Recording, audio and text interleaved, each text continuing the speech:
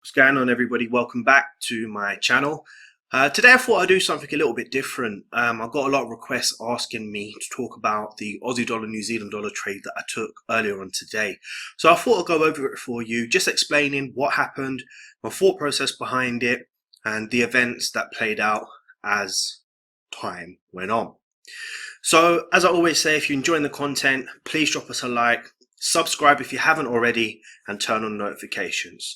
So let's look at the charts. Here in front of us, we have Aussie dollar, New Zealand dollar, and I took a sell on this pair this morning fairly early. The reason for that is one of the members within the RoxFX community sent out a screenshot mentioning that they had just recently been triggered into this trade. That led me to having a look at this pair, as I just wanted to see what he was looking at. As you can see from my Instagram, I actually took the trade.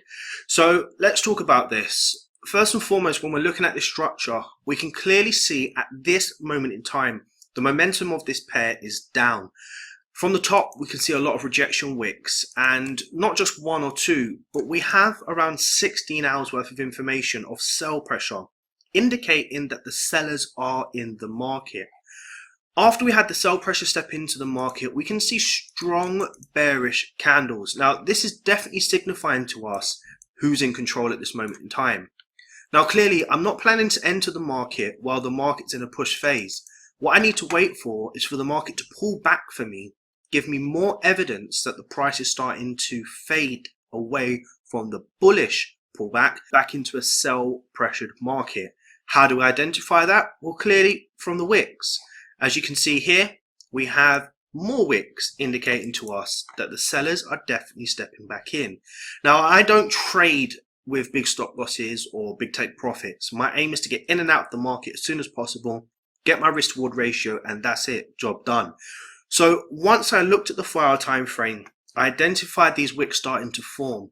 What I decided to do was go down to my behavioral time frame. And if you haven't watched my video on market phases or looking for Confluence, then I suggest you check the YouTube video. I'll have it linked down below. But when we go over to the hourly time frame, what we can see here is the market was in an exhaustion phase for a period of time. And what we can start to see forming at the top of this exhaustion phase is a lot of wicks. Now, when I'm looking to trade, I want the market to push, pull back clearly, and then continue down.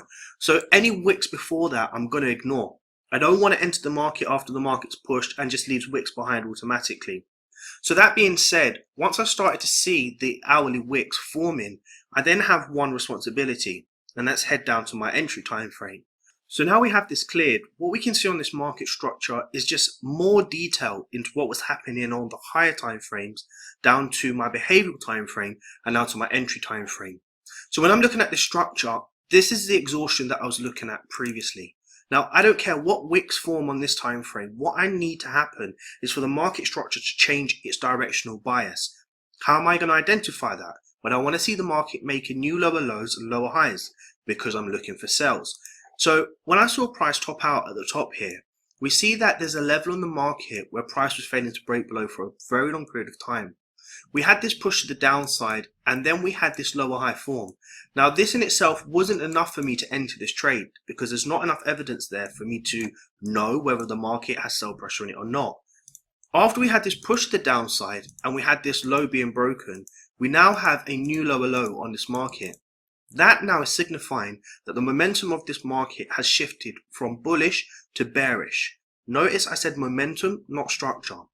What I'm now looking at is price action coming back into this major level on this market. And this now forms a double top. If you can see, we've had the first tap here, and now we have the second tap here. What I'm looking for is for wicks to start forming to show me that the sell pressure is continuing to improve. Price will never push in one direction immediately unless it's news inflicted or some economic crisis has happened. So once I started to see this wick here, I have a responsibility to say to myself, am I looking to enter now, or do I want to make sure that I enter with the shift of momentum? Well, let's see what happens. So once the rejection wick formed and I can see that the bearish pressure was stepping back into the market, I decided to take a plunge. Now, what my aim is to do is get the safest stop loss above structure and then clearly go for my target. Now, the stop loss that I used on this trade was 9 pips, and the target is always going to be 1 to 3, 27 pips. Once I set this trade up, this is what it looked like. My entry was this exactly, 0.737.3, and this is how the trade was set up. Now all I'm waiting for is for the momentum to shift in my direction to trigger me into the trade. I have a sell stop in place. Let's see what happens. As you can clearly see on the next candle, I wasn't triggered into this trade. That means that right now probably not enough bearish pressure, but we'll continue to see what happens. I'll finally get triggered into the trade. Then what happened next? We continue to push to the downside, which was very good. Now, as you know, there's no emotions attached. I'm literally just letting the trade play out. At this stage, I was able to go break even, which immediately takes away all my risk. Price continued to push down much further also, and then I started to monitor this on a 5-minute time frame. Now the reason for that is because price had pushed down quite a bit in a very short space of time. So what I wanted to see is how price was going to start to react in and around these levels. Now as we continue pushing, what you'll notice is price continues to push down for a little longer, which was pretty good. And at this stage, I do believe that I went into slight profits just to make sure I was covering the commissions on this trade. As you can see, price started to struggle after the breakout of this level, where I started to identify price failing to push below. Now, after this, I think it was this candle exactly, I decided to lock in just a few more profits on this trade. And the reason for that is because when I'm in a trade, I just want the momentum to shift down to get in and out of the trade as soon as possible. If I start to see price failing to continue pushing down, then I can suspect a pullback. Not necessarily mean it's going to go all the way up or take me out, but at least a pullback. So we'll go back to the 15-minute time frame. As you can see, what happened is price started to pull back on me, which is what happens within a trade.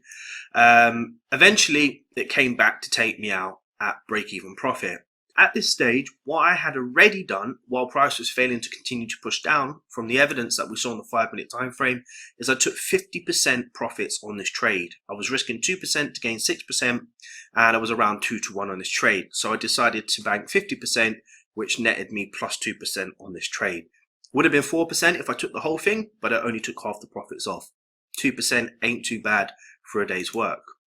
Anyway, price came back, and that was it on this entry. So I continued to see how price action was playing out, and when we move over to the next candle, you can see that even after this sharp retracement back to the upside, we were starting to form wicks again, indicating a new potential lower high, which again is sell pressure. So I decided to go over to my 5-minute time frame to see what was happening, and I could start to see that the wicks were forming.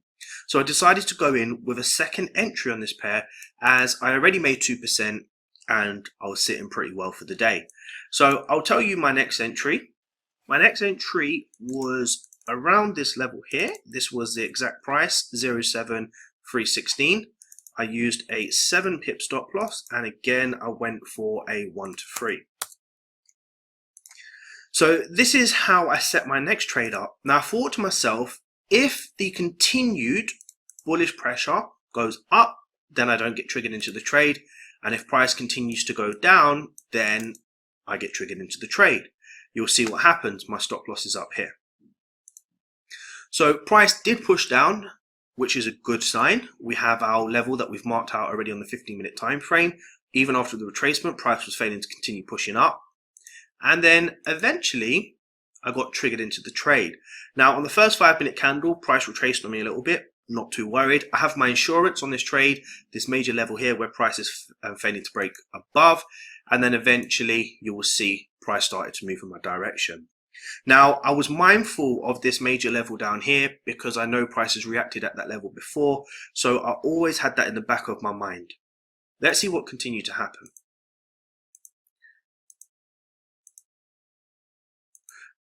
Okay, so price came back to this level again, and I said to myself, do you know what? I've already locked this trade into break even, and if I manage to now take at least another 50% off the table, then I will be around 3 to 3.5% profit for the day. So that's exactly what I did.